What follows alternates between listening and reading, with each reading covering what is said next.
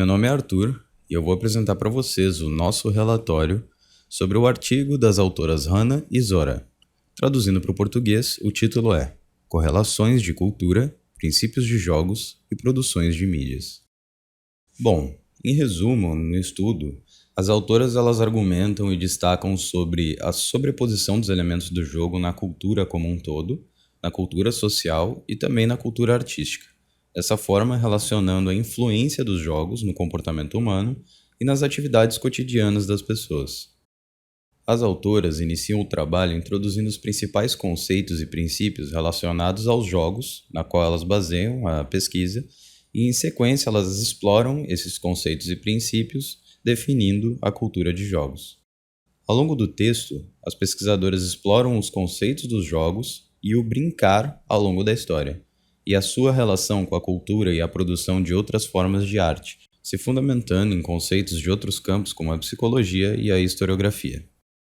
No fim, as autoras então concluem que o brincar é uma constante ontológica da nossa espécie, e que os jogos, princípios lúdicos e rituais estão presentes na formação dos gostos, estilos de vida, morais e normas da sociedade contemporânea. Dessa forma, concluindo a ideia da correlação entre os jogos, cultura e produções midiáticas. Partindo para a análise do artigo, a gente começa com a descrição do problema.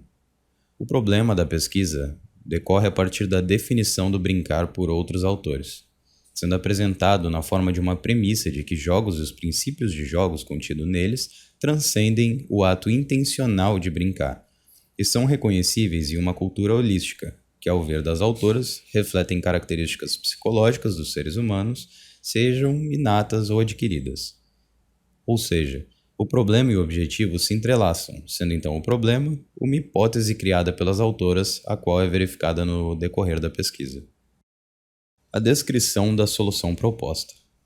Para argumentar a favor da sua hipótese, as autoras utilizam uma abordagem multidisciplinar, utilizando de fontes de campos como o estudo em jogos, cultura, psicologia e entre outros.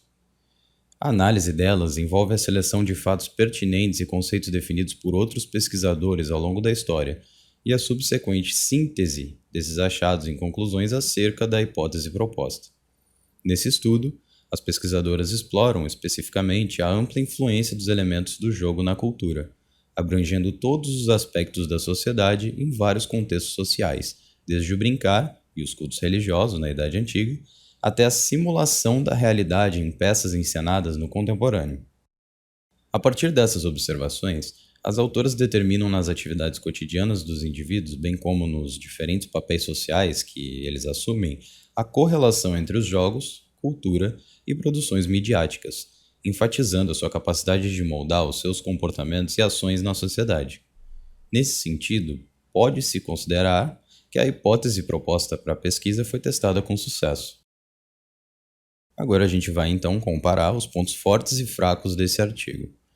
Começando pelos pontos fortes, a gente sabe que é um artigo recente, publicação de 2021, então a gente tem dados muito mais recentes. As autoras, elas têm muito respaldo científico. Ambas são PhD, sendo uma com foco de suas pesquisas voltada para o estudo de jogos e cultura. O repertório de referências é numeroso, mas é variado, contendo referências antigas, o que é coerente para o propósito da pesquisa, e também recentes, algumas sendo de poucos anos antes da publicação do próprio artigo. Elas trazem muito embasamento teórico, a estrutura e divisão de capítulos está super organizado de forma coerente e fluida. Os objetivos da pesquisa e descrição do seu conteúdo são descritos de forma clara e explícita pelas autoras. Tem uma quantidade satisfatória de exemplos, uma argumentação coesa e compreensível, e é um artigo curto, mas rico em conteúdo. Agora, os pontos fracos são basicamente dois.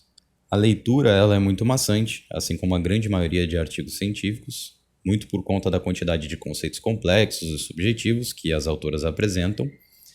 E o capítulo de conclusão ele é muito extenso, que comunica informações apresentadas no mesmo formato que os capítulos anteriores. Agradeço a atenção e esse foi o nosso trabalho.